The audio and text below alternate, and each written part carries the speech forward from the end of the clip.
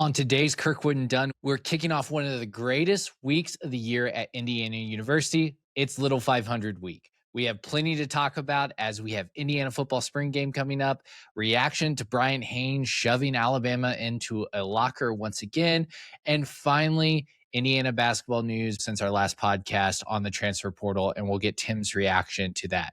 You can follow Kirkwood and Dunn on all platforms, and I really encourage you to do that this week as we have a ton of content. Make sure you're following on X, Instagram, or TikTok at Kirkwood and Dunn, but subscribe and like on YouTube, Spotify, and Apple. YouTube, we will be doing some premieres for this week's episodes, special episodes like a Little 500 preview. And finally, on next Sunday, we'll have Indiana University's Traditions Draft with some special guests that you will not want to miss airing next Sunday. So make sure you're hitting that subscribe button. Let's go.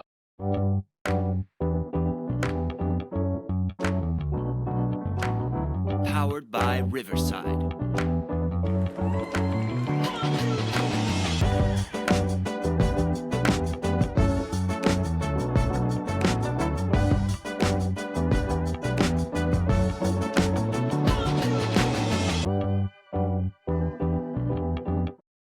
Tim, hands down, I think this is the greatest week of any university weeks outside of like college football or a big basketball game or something like that. Non-D1 sports week, the Little 500 week as a student at IU, and should be more alumni, has to rank up there. Would you agree with that? I'm trying to think of other weeks that I know of. You know, when I was 22, I was all about hearing every person tell me their college and whatever it was that they did and how much of a big party week it was, and then I would tell them no, definitely not. What is it called? There's I spent some time in upstate New York, which we love to reminisce about.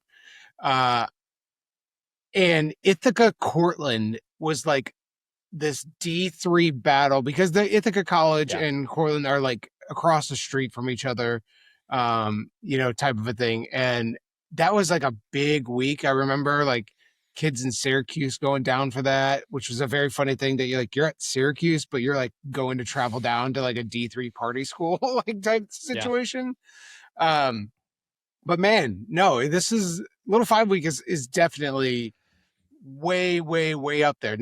Very few other universities that I'm aware of have a movie made off of it. This is a pretty big deal. Yeah. So, and things that come to mind, obviously, University of Ohio or Ohio University, OU, they have Halloween. Like, that's a really big week, but it's just one night, right? Like, that's like the big thing. At Kansas State, my undergrad, we did a thing called Fake Patty's Day, because St. Patty's Day was always during spring break. And so the second Saturday of they did like a Patty's celebration and they like shut down the bar district, like their version of Kirkwood and stuff like that. But this thing goes, it's all week. Like the amount of stuff, especially since spring game has moved into the Little 500 week where Thursday night is now the spring game. And add to the fact that Indiana football is actually good and you want to go watch a spring game. Adds to this just already amazing week that, again, the current group of students at IU just getting absolute spoiled. When you were in Little 5, your fraternity, which is no longer on campus, got kicked off campus, your fraternity happens to the best of them. You was the only time they ever qualified, right? Like that was when you were there in 2008, I think. Yeah, it was the only time. There were many attempts at qualifying, but as I'm sure you will go into in podcasts about Little 500, qualifying is hard. Like, yeah, it's really hard, and especially when you talk about like it's always the transition of writers. Like I forget the more technical term, but hopping on and hopping off. Exchanges is the technical term. This is why Tim's not on the men's and women's Little 500 preview podcast. Yeah. Listen, I represent the part of the IU fan base that's like, yeah, Little 500 is a bike race. It's great. And That's why Miller Lite is also tagged under my Twitter handle. Very specific reasons. But yes, they made it once, and now, and of course, and that was like the greatest year ever, and Yeah. that's what it means, because it's so hard to qualify, to get a team built up, to get them ready to go and train in the race. Like, these guys are really, and gals are premier athletes. Truly, Yeah. it is not an easy joke to sort of get around to it. So it's such a big deal for little 500 Raiders. It's so hard to like articulate what it is. Like I'll be interested to see, like there's a lot of people that listen to our podcast now that, you know, maybe don't know Little 500, anything like that. And on Monday and Tuesday, we kind of deep dive into it. Like we talk about like teams to look out for. And, you know, I was listening back to it, editing some of the stuff, and we use so much terminology that I'm worried. I was like, should I like add like captions here, like to explain what some of these teams names are that we're just shortening because that's just what we do. So I hope Yeah. people try to listen to that episode, because if you're going to watch on YouTube later in the week when Little 500's on or going to the race, it is actually really insightful because you learn more about the race itself and the competition that it is. Because Tim's right, it's really hard to qualify for it. And then really, just like any sport, there's 5 to 7 teams that really have a legitimate shot at winning, and we really dive into those 5 or 7 teams. So, you know, when Kirkwood and Dunn spins off our own sports book, we'll make sure the Little 500 has some gambling elements on it. We'll put that up there. Yeah. So, like when all's said and done, I think the race itself is what people like. We're rooted in that, but it is the traditions around it, right? Even like we do the traditions draft on Sunday. One of the traditions that actually didn't get mentioned, spoiler alert, was like the step show. Like the Black community on IU's campus, like that step show is like really, really popular among the historically Black fraternities and sororities. And it's a cool tradition. It's so like, as a university guy, you and I like work in universities before. I used to, you now do, you still do.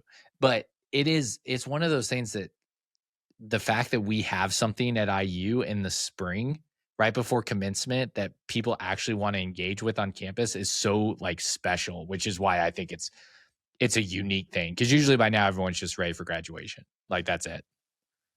Yeah, it's a nice culmination of the year, really. Yeah. And Little Five, like having been around IU for so long, Little Five I think is always a big deal. But I'm not gonna lie, when some people accuse us of being like fair weather football fans, there's some fair weather Little Five fans, because the difference in Little Five when it is 72 and sunny versus when it's like there's the year that my fraternity made it, I think the high temperature on race day was like 42 degrees. Like legitimately, like it was one of those last late April cold days. And I was, while you were doing that, looking up the weather forecast for this week. Temperatures seem to be good, but there's a good chance of rain Friday and Saturday. So who knows? Hopefully it holds off, or it's sort of concentrated for just like in the morning for an hour or two, and then it's done and gone. But when Little Five is ripping, it is nice weather outside, and Bloomington is a town to behold at that time. So when I oversaw the Little 500, I learned rain actually can be good for the race. I know that sounds weird, but if it rains like 2 or 3 hours before the race, just a little bit, and gets the track like wet and like soaks it in and stuff like that, that center track will actually become faster, which it can make for a good race. You're right. It like literally fair weather fans, like putting the fair weather into fair weather fans, like if it's there. So yeah, I've been watching the weather report all week. It's because I'm going to the race. Luckily, I'm lucky that I'm inside of a building during the race, so it really, and I can go outside if I want to. So it doesn't really affect me, but it does affect attendance and all that stuff. So I hope people do it. They're gonna race it. Right. So go on YouTube, watch it if it is bad weather. But I think it'll hold off. It is Indiana in the spring, so weather reports can change constantly. Okay, Tim, let's talk about all of our content this week. Just kind of hit so people know.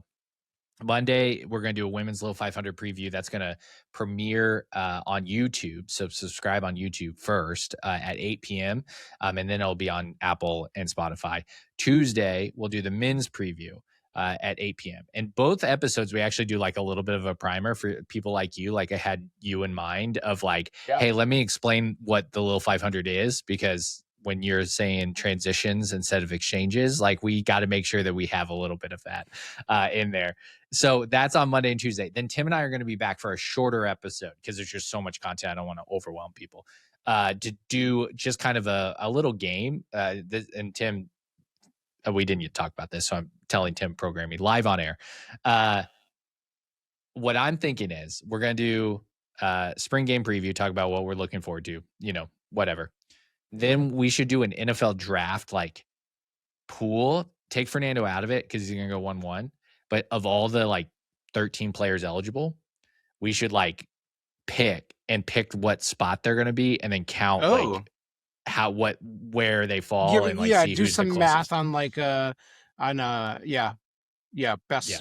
like a score somehow, like a golf score, like okay, I'm down for so that. Like for an example is like Omar Cooper, if you say like first 19th and he goes 21st, then our scoring would be I don't know how you're the math guy. You think about the scoring. Yep. You think about the scoring. Absolute value of difference. That's what it is. That's okay. That sounds great. I'll tell you what exchanges are, and you can tell me what absolute value of difference is. So we will do that in the draft on Wednesday, and that should be fun. That should get people to kind of follow along on Tuesday or Thursday, Friday, and Saturday. Little 500s Friday and Saturday. I will be at the race, and then Sunday is a traditions draft with Grace Bar from Crimson Cast, who also does some news reporting in St. Louis, does a great job there. Griffin Gonzalez in stadium MC for IU. He's now retired. Because he moved to Boston. He's doing NBC Boston up there, which is really cool. Sammy Jacobs from Hoosier Huddle is on there. He kind of represents a different demographic than our other panelists, and including me, because I didn't go to IU for undergrad. So he has a very interesting perspective on a lot of these traditions. And then Nick Rodencap, the guy that's one time tweeted about the offense and defensive line difference of Oregon, and Bryant Haines came back at him on Twitter about it. He's on it, senior in the IU Media School. He does a great job with the draft. So that's going to premiere at 3 p.m. on Sunday. Speaking of Bryant Haines, let's talk about the big elephant in the room, the Roll Tide, the big elephant that is in the room right now, which is Bryant Haines has riled up the South and Alabama football fans and other fans as well. So for those who don't know, let me catch you up on what's going on. This is what started it all. This was Ty Simpson going on the Down to Down podcast, which we should have a whole discussion on current players doing podcasts, but Down to Down podcast. And this is what ignited everything. Was it surprising what they did, or were they as like good of a team as advertised? I mean, they won, so. I wasn't surprised when they won. After they beat us, we lost to both teams that were in the Natty, so I thought they were going to win that game against Miami. I didn't know how it was going to go against y'all. From my point of view, right, like, I was like, they don't do much. Oh, no. Like, I was like, they do the same thing every down. And so when I got the ball, I knew exactly what was going to happen. They just didn't mess up, bro. They were in the exact same spot they were supposed to be, and they were so well coached. It was so much different than the SEC. SEC, you got, they'll play man, they'll do these unorthodox coverages, because it's just like kind of how it is. That game was crazy to me. Of course, I got hurt, so that was a bummer. But I knew what they were going to do, and we couldn't really run the ball. We didn't really, throw. It just was it was so crazy to me how it happened. That was Ty Simpson talking to Caleb and Josh Downs. Bryant Haines quote tweeted that video and said, "Adorable. We also saw everything that they were doing on every single snap. It's just that we exploited those cues and didn't get frozen and crushed by them." So let's first talk about that first response to it and what Alabama football fans went livid on this. I want to hear Tim's reaction. I haven't gotten his take on the Ty Simpson clip and then Bryant Haines responding. Let's start with the Ty Simpson clip in and of itself, and then we'll get to Bryant Haines. It's hilarious because he doesn't realize how much he's actually just talking shit about the SEC for not being good at defense. He was like, Oh yeah, bro. They're there wherever they need to be every play. They're so well coached. It's not like it is in the SEC. Yeah. Okay, like yeah. Turns out the IU defense a lot better than South Carolina. A lot better than all of these other schools that are playing. Ridiculous. And the way that he talked was like such confidence. It'd be one thing if he talked about it with some like humility and saying, "Oh, this is the way I thought about it before I went into the game. This is how I saw it on tape. Like I thought we would do really well, blah blah blah." And then, wow, I was really wrong, right? This, buddy, it's April. You're hoping to get drafted in the first round of the NFL draft, and you're talking about your last collegiate game where you were 12 of 16 for 67 yards. You mean that simple quote defense that you knew where they would be, quote, you couldn't execute anything? Man, yikes, Yeah, buddy. Yikes. Let me jump in there because there's some points you made that I totally agree with. Is one, I think Ty Simpson hurt his draft stock with these comments. Like if I'm a NFL scout or I'm doing draft prep on him, and those are the comments that he's basically like, they were super simple and I just couldn't still figure it out, is really good. I would have been like, that was the most complicated defense I've ever seen, and whatever they showed on tape, I thought it was going to be simple, and then all of a sudden they tricked all of us, and our coaches had, throw our coaches at Alabama under the bus, our coaches had no answer for it, and they were not setting me up for success. This is not what we scouted. It was a bad scouting report, like all this stuff. Instead, it's like, I knew what they were going to do, and they still did it and whipped our ass. And I still couldn't do shit. Yeah. Tough look. So what do you think about Bryant Haines' response? I think it's appropriate. I love that Kurt Signetti goes about this with some sarcastic remarks now in press conferences or sort of, media interviews. But Haines, because he's a defensive coordinator, doesn't get those interviews. But then he's just on Twitter being like, it's been 2.5 weeks. Let me just quote tweet something real quick. And then he's just like clowning on these dudes. It's so funny because it's just like, yeah, of course, like we knew what they were doing on offense. We knew how to contain Ty Simpson. It's a good thing Jalen Milroe didn't have eligibility left. Like all these things were totally available to stopping Ty Simpson. I'm glad that it did. I think it's very funny, really, actually, that anybody in the South or wherever they may be is like upset about Bryant Haines' comments. Like the dude won the national title. He had the best or second best defense all season. He won the Broyles Award for Assistant Coach of the Year. Like you just shut up and take your whooping. That's exactly what happened. Bryant Haines tweets later what Tim's referring to here is that he said, "That's all it took to break your entire fan base. Wow, maybe I should have just said boo. No apologies, no compliments. Grow up, folks." He had a bad take, and I said the painful truth. Bounce back better. #go are you. #no compliments. Okay, so I have a controversial take, Tim. I think everybody's being kind of sensitive about this. That's controversial. Well, it's controversial in the sense that, like, I'm not saying that I'm also saying Alabama fans being sensitive, but I'm also saying like Bryant Haines and like Indiana's reaction to it. When I first watched the clip, I kind of took it like we talked about before of this looks really bad for Ty Simpson. I think I even tweeted, I'm going to send this clip back to everybody because I took it as like Indiana just whipped them. They didn't, like, maybe according to Ty Simpson, they didn't have to do complicated things and they still whipped them. Like I took it almost as like a compliment and not necessarily a negative. Like that was kind of my reaction to it. Like when Bryant Haines did I saw some people like, this is disparaging Indiana's effort in the game or like their scheme or their system initially. And I was like, okay, like people can read it that way. And then Bryant Haines reacts that way. I'm like, guys, like I didn't, and I've seen some Alabama fans like, what are you all worked up about? Like he was saying compliment. You just said it. Like I think I'm going to lead off this episode with the clip of like, he's dissing SEC defenses because they're not well coached, right?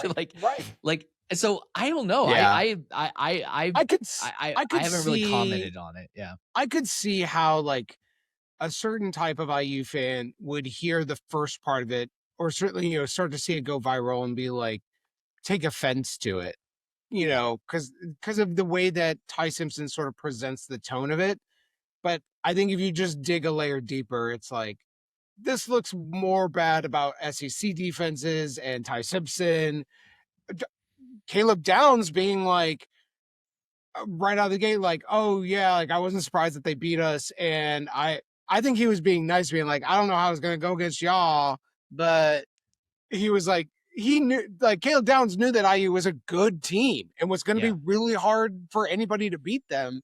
So I think that those are the more the takeaways than anything negative truly about IU. Yeah. And that's where like Bryant Haines can do what he wants, and people are going to jump to his defense and be like, he's in the right. Sure, go ahead. Like, it's fine. It's funny. It's good content. It's April.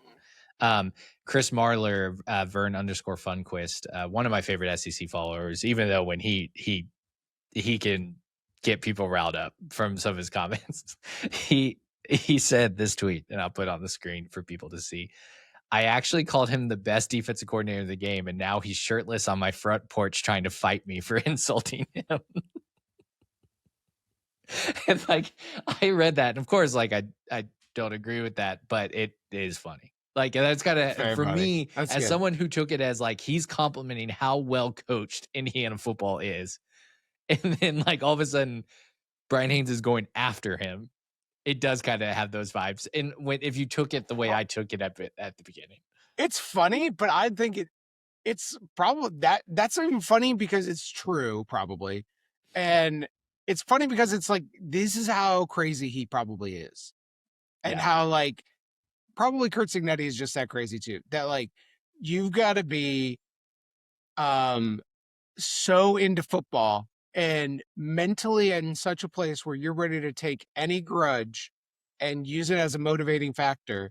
It's like our sort of Kirkwood and Dunn most like first viral big tweet was at the Heisman ceremony. And it was a picture of Kurt Cignetti. And I believe it got captioned with, this guy would much rather be watching like Oklahoma 2002 tape right now and preparing. Yeah. And it's, like those guys just eat, sleep, drink, breathe football. Yeah. They don't care about traders. They don't care about, what new restaurant just opened up. They don't know. Kurt Cignetti wears the same shirt every day because he doesn't want to think about clothes. Like, he doesn't want to waste 2 seconds thinking about clothes. He wants to be thinking about switching cover 4 to cover 3 mid-play. Like, that's what he wants to be thinking about. It's great. Which is, to your point, like why they maybe bristled at it, because calling it simple is like offensive to them, because they're like, it ain't simple, bro. Like, this is like, to get to this point, I put in so many hours, I work so hard, and then to call it simple is offensive to me. So for me, where I'm like, I think they're showing their ass by saying it was simple and Indiana still beat them. Bryant Haines, like, I'm a little offended because I worked really hard on this. Like I work hard to get us to this place that you think it's simple. And so, hey, that's fair. But honestly, at some point, Indiana's just got to come to the realization that now that we're in the national spotlight, we can't be punching down like this. Like, we have never lost to Alabama in the history of our college football program. And so, like, it's hard for us to pick on Alabama constantly when, we've dominated them the whole time in the series. Like, they've never won. In fact, their average loss to us in this all-time series is like 35 points per game. Like, it's pretty like tough. You don't pick on Ball State for all the time. Or, I mean, I know Ball State just beat us a few years ago. Like, we have more of a rivalry and should respect Ball State more than Alabama. What it is definitely all of these other major programs are now looking at calendars and going, oh no, now our losing streak against Indiana begins. Now our national title deficit that we can't win one because Indiana's around begins. Notre Dame's going, wow, we got another 40 years before we could probably win another national title. Ohio State's going, I don't know if we could ever win a Big Ten title again. We got to beat Indiana in their home state. Not going to happen. Michigan is peeing down the side of their leg at the thought of playing Indiana right now. Like, this is the new world of college football, and it's one that's dominated by Indiana, and all these other programs are going, uh-oh, we're going to start having losing streaks against Indiana now. Do you think that guys like Chris Marler and all these Alabama fans, the reason why they're like trying to react to this and like try to downplay Bryant Haines for being, this guy that's sensitive and overreacting is because they look at their defensive coordinator and see LEO over everything and like that bro can't stop that post over there. So I'm going to have to just so you stop looking at how bad our defense is and our defense coordinator is, I'm going to yell at you for your defense coordinator standing up for his guys. Listen, I believe the phrase is hurt people hurt people. And that's what we're seeing is the effects of the people that Bryant Haines and Indiana and Curt Cignetti hurt last year are now throwing stones around that they really shouldn't be. All right, spring football. We only have one more week of spring football, and that saddens me because nobody loves practice tape like you. Let's just be real honest. Heck yeah. Well, practice clips are, we already covered that. But right.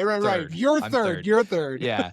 No, but also it's like I didn't realize there's so many great, including Indiana athletics department.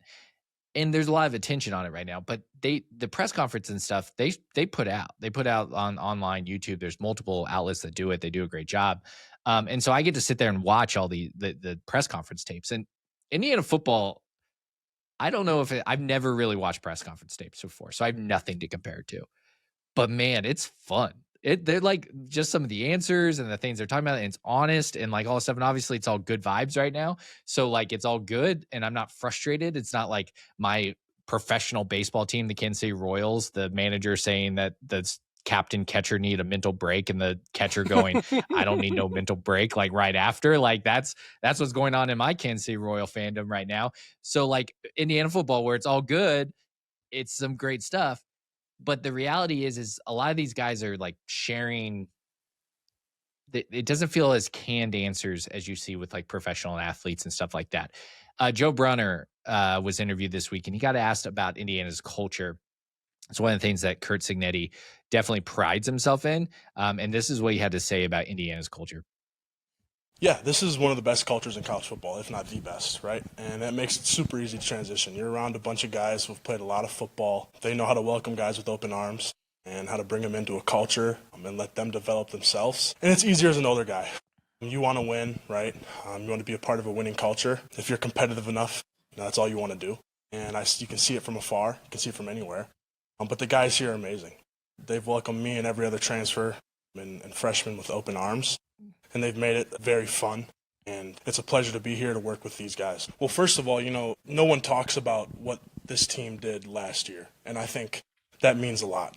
Everyone's moved past it, and this is a new team, and to see the guys who were on the team last year come in and work and not speak on it and not say anything about it, but know that this is a new chapter, that's special. I think, most places you go, that might not happen, and that's all about the culture and what Coach Cignetti has brought here and what he's built. So that was Joe Brunner, the right guard transfer. He was left guard at Wisconsin, going to right guard here. It's like word for word what Pat Coogan said when he came in from Notre Dame.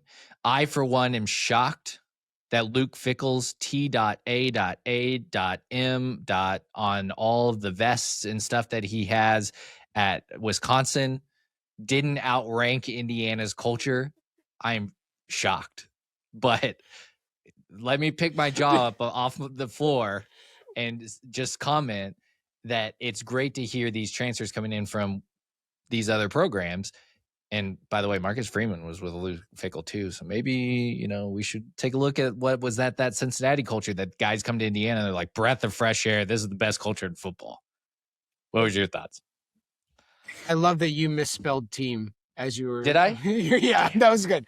No. It's That's hard why to do that mentally. That's why it's funny. You were like I did T do dot TAM. E. Yeah, you did Yeah. TAM. Oh.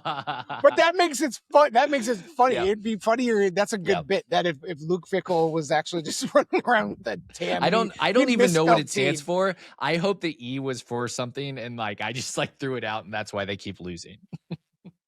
I think it stands for together everyone achieves more. So whatever. He Who doesn't do it cares? anymore, by the That's way. great Like for he stopped doing it, PBS. which is fantastic. Yeah. Yeah. But LEO. also, congrats to him. He doesn't even have a boss right now, so he's probably good. I think it's encouraging to hear because we have talked about how that could be a real piece that we're going to miss now. That we are still a talented team, but when you lose an Aiden Fisher in particular, Elijah Surratt, who had built the culture along with Signetti at James Madison and then carried it over and implanted it here in Bloomington, that who's able to pick up that torch and continue to run with. And that really seems to be like it's still sticking around, which is great. I always felt like I wouldn't have worried about Signetti sort of losing his death grip or sort of passion for improvement, etc. But I wondered if the players would have. And I think what is really great is that Signetti's probably believing in his team culture as a rolling thing where he can balance new recruits and bringing in new players. To me, the biggest part of that was not even Joe Brenner sort of saying the culture, it's how the team culture embraced the new players. Yeah. And like new year, new thing. We're not like keeping around with the same inside jokes and, oh yeah, you didn't know, sorry you weren't here. Like you'll have to figure it out. But like me and my bros, we still got this thing from last year. Like everybody seemingly is on the same page of like new year, new team, new players. We all got to learn how to work together again. Like it starts at zero. And that to me was like the biggest part of the Joe Brenner comments. I agree with you. I think that the biggest thing that stuck out to me as well was not talking about last year. Like if you're trying to perpetuate this culture on and on and on, you talked about inside jokes and I talked about like, or I thought about, hey, there's not like this situation where you're like, well, we did this last year or we did like this last year. You know, the receiver room when you're like, well, Elijah Surratt and Omar Cooper, they led like this or they did this and they're talking to Marsh and, you know, Shaz Preston and like stuff like that. Like everybody said there's no talk of next year or last year. It's we're going to make our own path forward.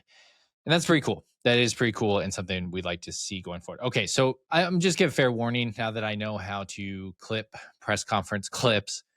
If Signetti ever talks about quarterbacks in a press conference, it's going to make it in here because I'm a big believer. I said it last week that the quarterback is the most important thing in all of football, maybe in all of sports. So if Signetti's talking quarterbacks, we're going to listen. So here's what Sig had to say on quarterbacks.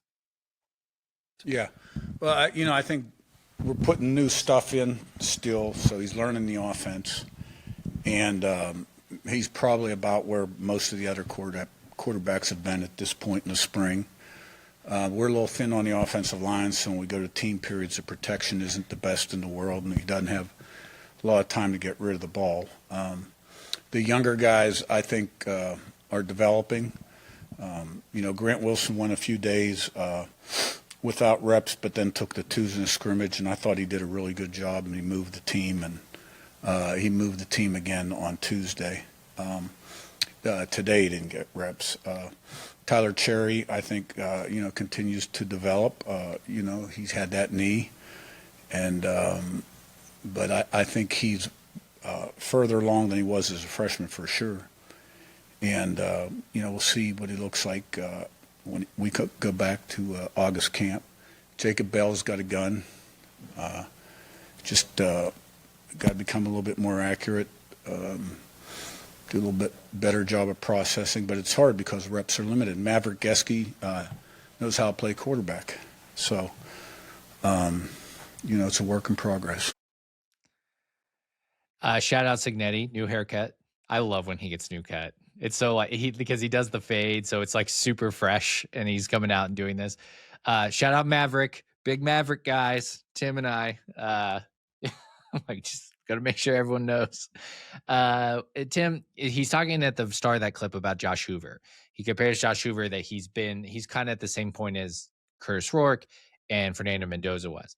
On Twitter this week, there were some Michigan accounts and stuff saying that they're worried about Indiana because Josh Hoover isn't as mobile as Fernando Mendoza is. And if the offensive line was like it was last year, where sometimes Nando had to move, it could be an issue. A lot of Indiana accounts reacted to that because you can't say anything negative about the future of Indiana football without like 17 replies from Indiana people pointing out that Curtis Rourke went, through from the spot like a ridiculous amount of times. It wasn't very mobile. We found out that he didn't have a knee. So like that probably limits your mobility.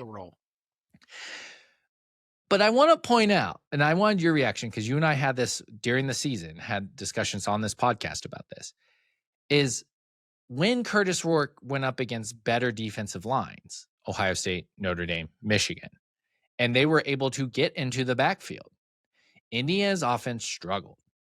It did. And we were very critical of Mike Shanahan, Kurt Signetti, of like some of our play calling choices in those big games. And Fernando was able to escape the pocket. He was escapable, even though people are ridiculous about his running ability, he was able to move the ball. Obviously, there's some famous runs that he had because of that. If Josh Hoover can't move, which I'll need to see it, does it concern you? Because I think it concerns me. Like, I think Indiana's offense needs a quarterback that can move a little bit. Well, I would draw the distinction between, there's a difference between a quarterback that can't move in the pocket, which was effectively what we had with Curtis Rourke. And again, like you said, not necessarily his fault entirely. He didn't have an ACL the entire season, as we later found out. But it's also not like Curtis Rourke was known for his mobility, even in the pocket at Ohio. Then there's guys who are mobile in the pocket who can sort of avoid rushes and still be able to get off a throw. And then there's like a Fernando Mendoza tier where a guy is able to do that, plus perhaps like run for some yardage, run to get a first down.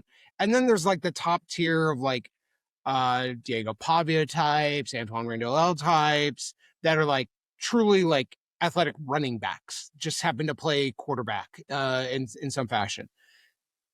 If Josh Hoover is that second tier that I mentioned, where he's at least able to move to avoid rushes in the pocket, then I think we're pretty fine.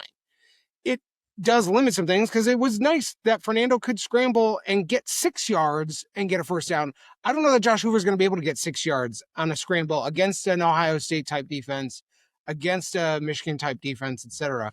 That does limit some things, right? But Josh Hoover is also perhaps coming in with more. Now, Signetti said he's at the same spot, but I think he's coming in with just as much arm talent and just as much, certainly more actual like passing experience. I think and this is the thing we talk about. It's a different team. The strengths of the offensive line are different than what they were last year. So it is notable. Like, I'd rather have a Patrick Mahomes at quarterback, but there's only one of him. So we don't have that. And where Fernando had weaknesses, so does Josh. So the play calling, the play style has to change. Your risk assessment has to change, down to down, drive to drive, game to game, how well the defense is playing. We don't talk enough about the 25 team, and that the way Fernando played, the way the offense played, was really aided by the defense. Yeah. And they could do lots of different things. They could take certain risks. They could just run the ball, etc. Because even if the offense was bad, the defense was going to be lights out. And I still think defense will be very good. It's going to be really, really hard for this year's defense to be as good as last year. So how does that change everything else about the entire team is all on the radar here. I think those were pretty insightful comments, but it is still very early. It's April. We got some time. We'll see how things progress. Yeah, I think it's just Curtis Rourke was very good for Indiana. And I think in 24, it's okay as an Indiana fan to look in the mirror and go, we benefited from an easier schedule. Sure. Yeah. And sure, if we had that easiest schedule, Josh Hoover's gonna be just fine. And he could be Curtis Rourke levels. But I think Fernando and Signetti, and even Signet's own mind, has raised the bar on what we should expect on this team. And I think to compete for a national championship, I don't need Josh Hoover, because I think the overall talent on the team is better. But I don't need Josh Hoover to be Fernando Mendoza, but I don't think I want him to be Curtis Rourke either. I don't think Curtis Rourke wins a national championship with the 2025 team. I agree. No, absolutely not. No way, right? I mean, especially given the defensive line that we had to face in Miami, that, we clowned on a ton, but was very good. And the number one play from that game, number one play from the season, is an incredible quarterback draw run play. So I don't know that that's the case, which does maybe perhaps put a ceiling. But again, these are all pieces that have to get into a puzzle, and we should not expect the pieces to fit the same way. It's just making sure that they fit, right? So it means expecting more out of other guys. It means play calling has to change, approaches have to change, tactics have to change, the whole thing. And I believe that we'll get there in some ways, but it could be a bumpy ride a little bit. A new puzzle piece came to the podium this week in Turbo Richard, and I thought this was funny, and I have asked Tim a question after this. Can you take us back to, because you were 8 or 9 years old when you got that nickname? Can you take us through how that came to be and why it stuck, and why you go with Turbo? Yeah, just I kind of use it as a way to describe my game. Being fast, explosive, and just being able to shoot out of the cannon, out of the backfield is just something that catch someone's eye, and also I feel like it's a very cool nickname. Okay, Tim, rank of the Signetti era, these three. You're only doing the ranking, only you. Okay, just me. Got it. Isaiah Bones Jones, Turbo Richard, or Elijah Surratt's Waffle House. Rank them. Wow.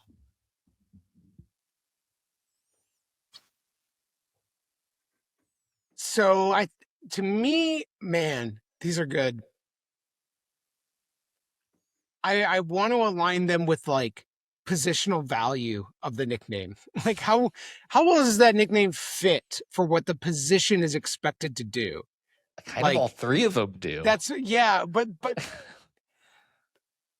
so I think let's start at the bottom. Number three is Waffle House. Oh, really? Yeah. Oh man, getting open is only half the battle. You got to still catch the ball, and Elijah Surratt did. Like I love it, right? But like when that nickname just sort of represents just that, but also drunkenly yelling Waffle House anytime he catches that is fantastic.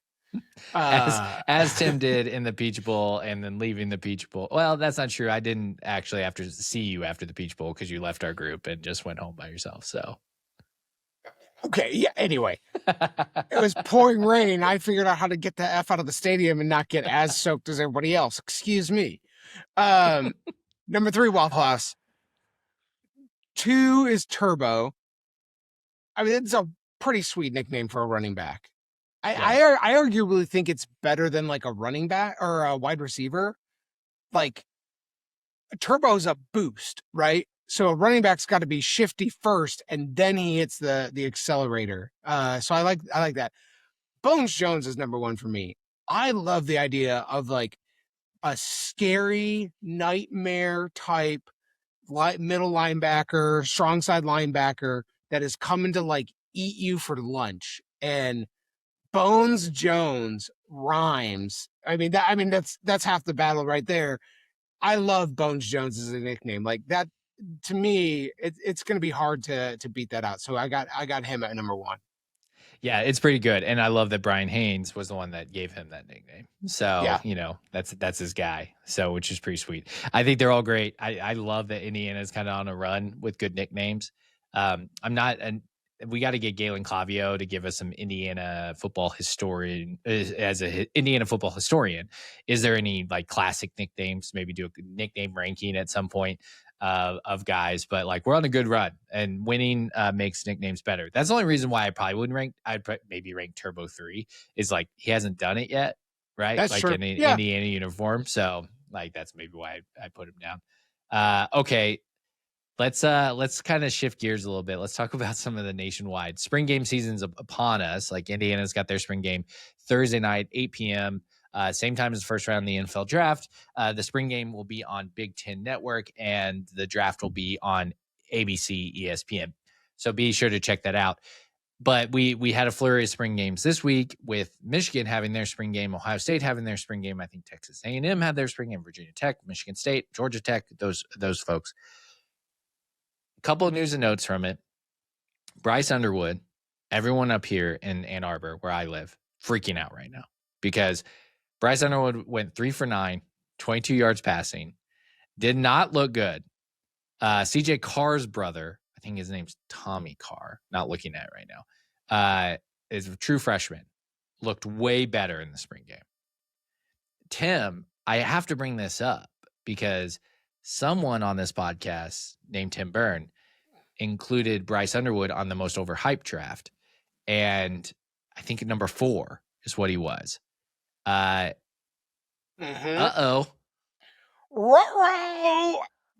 I think they should put out more clips of him throwing behind the back because Michigan fans are way more excited about that than they were what they saw in the spring. That's so funny. That I hope you have that clip saved because I want to use that all season long. Every time he throws an incomplete wobbly pass, just be like, why didn't he try it behind the back?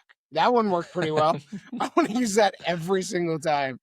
It's hilarious. I mean, I don't want to like read way too much into a spring game. That's not even a real. It's not even to the caliber of a normal practice. It is a. I think the game finished practice. 7-6. Right, like it is. It is a fan interest event to sell some merch, make sure you got your season passes covered, blah blah blah blah blah. Like that is the purpose of the spring game in terms of functionality. But it's not good when it's so extremely public that the university big donors spent $10 million on Bryce Underwood as the like top recruit in the country. It's just like, it just looks really, really bad. It would look bad if he was just a top recruit that was getting paid like kind of normal market value for a high rated incoming quarterback, which would still be a lot of money. But it's a big difference between that and, oh my God, $10 million late to flip his commitment. And the dude can't really throw the ball very well. Not good. Not good. It is not good. And it will be interesting. He's going to start. Like, I don't think there's any question. But if he struggles, it'll be interesting. It'll be interesting to see what happens. Like, it's so funny how we get into this thing with rankings, and especially quarterback rankings, and we get enamored with the mobile quarterback. Yeah, particularly from the high school level. Like, because yes, as I tiered out the type of quarterback skills earlier, having the guy that can throw and can be a super dynamic runner makes it really difficult to defend. But it's really, really hard to beat both. Really, really hard. And we've seen it with like DJ Lagway. Everybody thought Florida last year might be a sneaky national title contender because, well, what if DJ Lagway's good? Okay. What if he's not? And spoiler, narrator voice, he was not. So Michigan, it's going to depend. Yeah. If Bryce Underwood turns into Lamar Jackson, then yes, Michigan will be good. The thing is, there's not really a middle ground. I don't know who he's throwing to. I mean, they have Andrew Marsh. Like, he was good last year. But, like, they lost Donovan McCulley, who was their second best receiver last year. I don't know. Donovan McCulley couldn't catch the field for Indiana. Yeah. So I don't know who they're. I don't know. I don't know. We'll have to do some Michigan deep dives and kind of learn a little bit more. Okay, so Alberto Mendoza, I think got named starter at Georgia Tech. Yeah. I just, again, had to throw this in here because Tim selected him on the overhyped, and everyone, we actually didn't get a lot of reaction to it, which I was surprised with. There wasn't some Alberto stands coming to his defense. But Tim, I think when you took it in that draft, and you guys can go on YouTube and find our draft, Alberto Mendoza was a surprise because everyone's like, are the people really hyping him up? But if he's going to win out the job and go in the spring, that last name, choo-choo, get the hype train going. And I don't think, again, I think hype for Alberto looks different than Bryce Underwood hype. But, and I'm not sure that Georgia Tech exactly has a rabid fan base by any means. And they play in the ACC, which is a horrific football conference. But there will be, I guarantee you, a week 1 college game day segment for 6 minutes on Georgia Tech and Alberto if he's a starter. Because it's just going to be a thing. They're just going to go, oh, yeah, and speaking of, after last year's national championship, Indiana, we just previewed them going up against North Texas, whatever. Let's take a look at how Fernando's little brother is going to be. He's going to be the starter now at Georgia Tech. Let's go to Paul Feinbaum. What do you got to say, Paul? Like, it's going to be something stupid. So Paul? I don't know that his hype is going to be that people think he's going to be really, really great, but people are going to think that he has the potential to be, and I'm dubious of what his success. Yeah, someone's going to ask him about, like, what's it like being the brother of the Heisman winner? Yeah. What did you tell the team about championship level qualities? And he's like, just hold the bench down when the good players come in. Like, that's a little tough. All right, a couple of other news notes. Some scary video first, and a funny video. If you didn't see online and you're listening on audio, you might not be able to hear. There's no audio, but I'm gonna just get Tim's reaction to what happened in Virginia.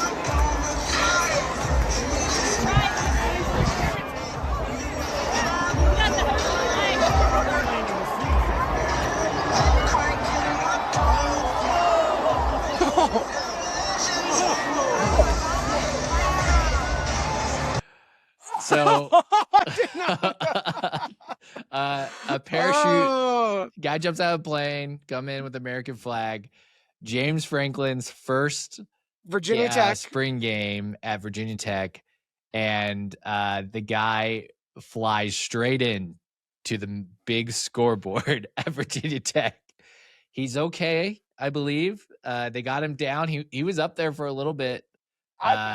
Oh my God! Yeah, so hopefully, I'm sure he has some injuries because he whacked that thing pretty good. I was trying to figure out what was happening because there's 2 guys in the air at the beginning of the clip, and the first guy you kind of see descending near the scoreboard, but I think he just landed on the other side. Yeah, and you're like, oh, okay. I was thinking for a second, I was like, oh, did he just sort of land on the roof and he got kind of stuck up there? That's kind of funny, haha. But then the other guy who's above him, you're thinking, oh, maybe this guy will course correct for the wind and get down to the field, and no, he did not. He went with the American flag taped to his legs and just whacked into the scoreboard. Man, that's why I don't skydive. There are things you make in decisions, and you want to feel justified about the decisions you made. So when I took over the little 500, I did get rid of the skydivers, which people really love, the little 500 skydivers. And I got rid of them for a couple of reasons. 1, cost. 2, you have to pay a deposit. And if weather's bad, they kick it. And then 3, we installed video boards inside of the track and on the side of the track before they have the permanent video board. We were putting video boards. So I was like, smaller space, don't want to risk it. Cost is there, all this cost calculation. I felt so justified watching that video. I'm like, they have a lot more money than the little 500 does. There's obviously I don't even know who skydives for little 500 stuff. I don't know if it's active duty military. That looked like active duty military. Those guys are very well trained. That would be right for Virginia Tech. Yeah. Yeah. And it still happened there, right? So yeah. I am feeling a little justified. The last video before we transition, talk about Indiana basketball. Tim has not seen this video. I didn't even preview it for him because Pat Fitzgerald kicked off his tenure and hosting a spring game, a fan day that no one came to because you look at the crowd. There's supposed to be fans there in this video.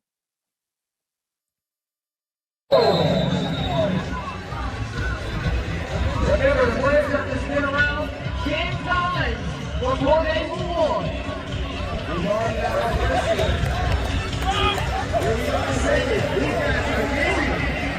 Remember, 10 times.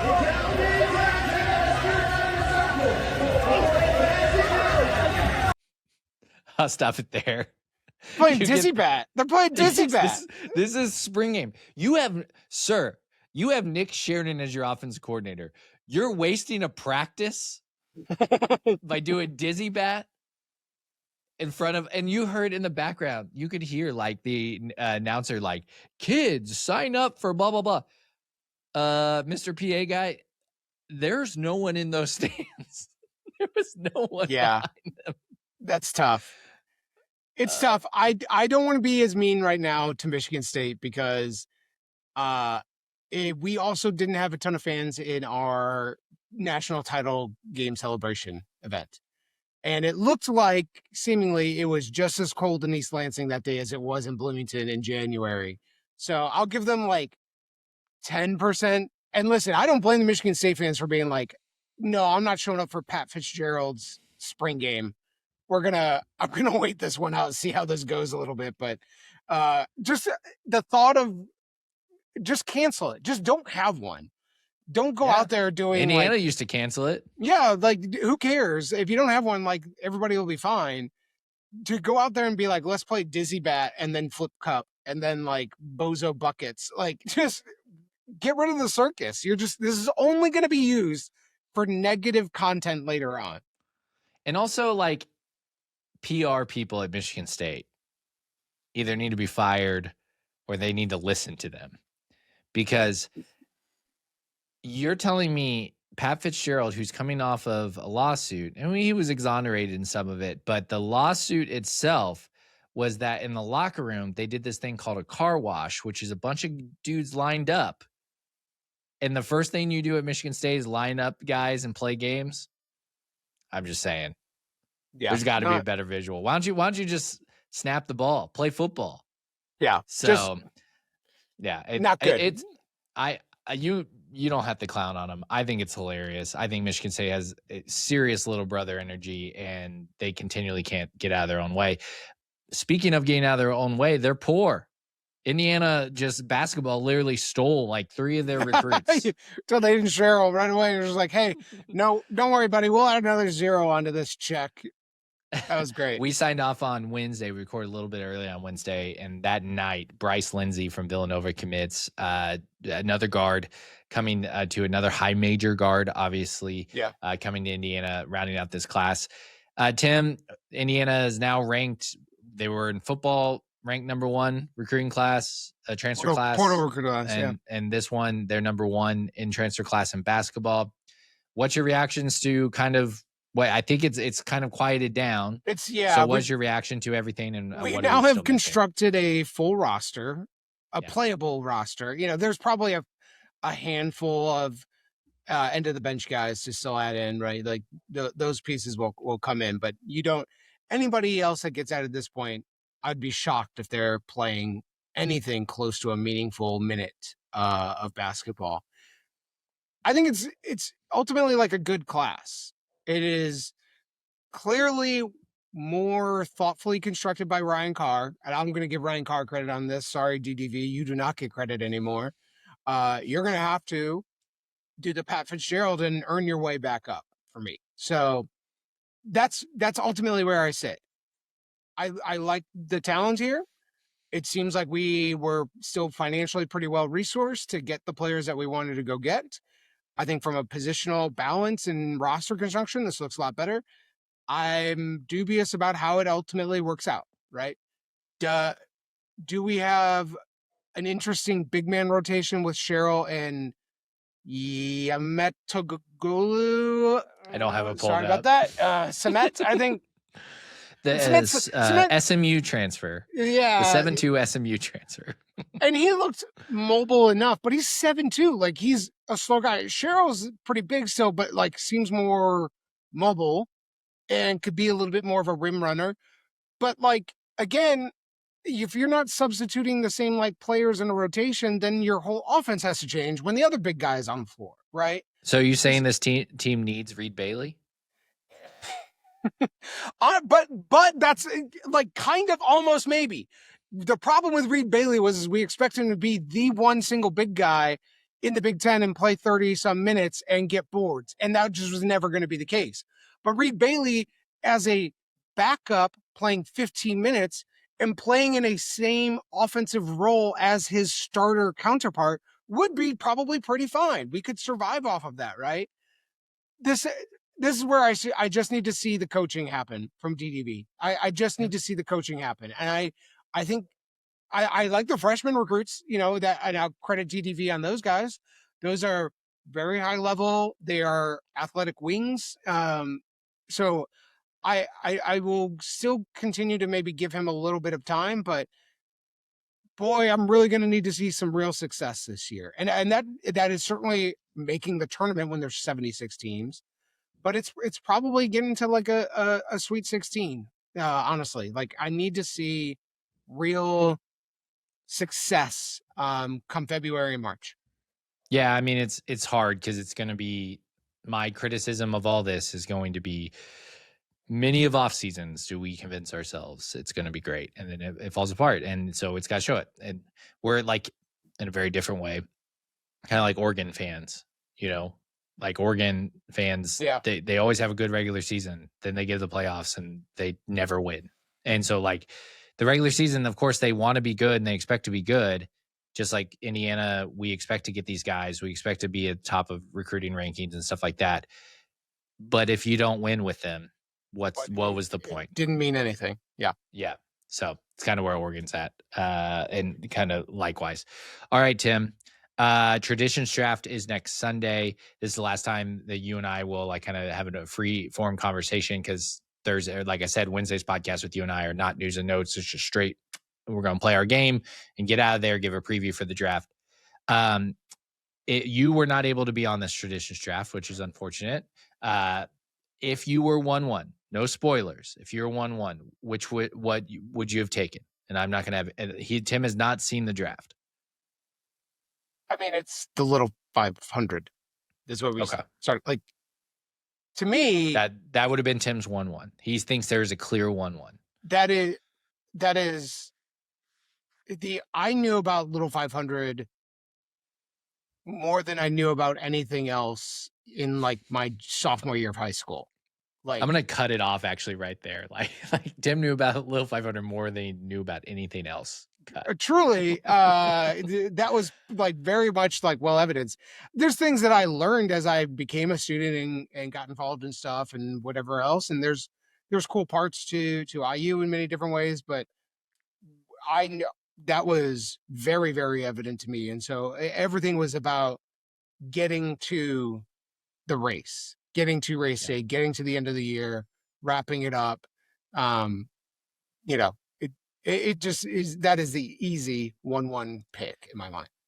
Do you have a prediction of who got voted off?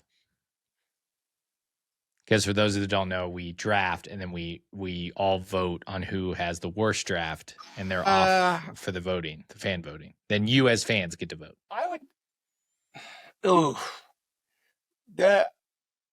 Maybe Grace. I was trying to be mean.